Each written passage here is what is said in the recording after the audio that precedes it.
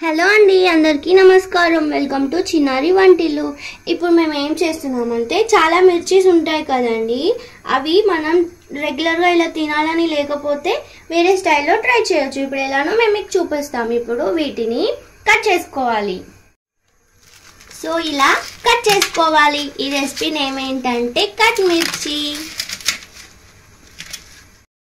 ఇలా కట్ చేసుకోవాలి చిట్టి చిట్టిగా. ఇలాగే మిగతావన్నీ కూడా కట్ చేసుకోవాలి.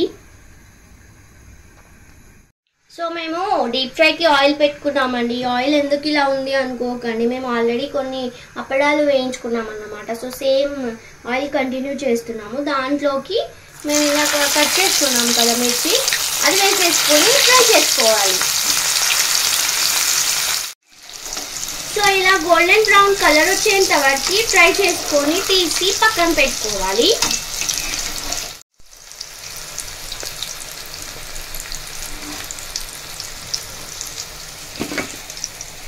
చూసారు కదండి, ఇలా తీసి టిష్యూ పేపర్లోకి తీసుకోవాలి.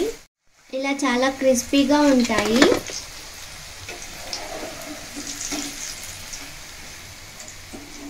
సో ఇలా ఫ్రై చేసుకున్నాక పైనుంచి చిన్న చిన్నగా కట్ చేసి పెట్టుకున్న ఆనియన్ ఇంకా కొంచెం క్యారెట్ తురుము కూడా వేసుకోవాలి. దాంతోపాటు కొంచెం కొత్తిమీర వేసుకోవాలి.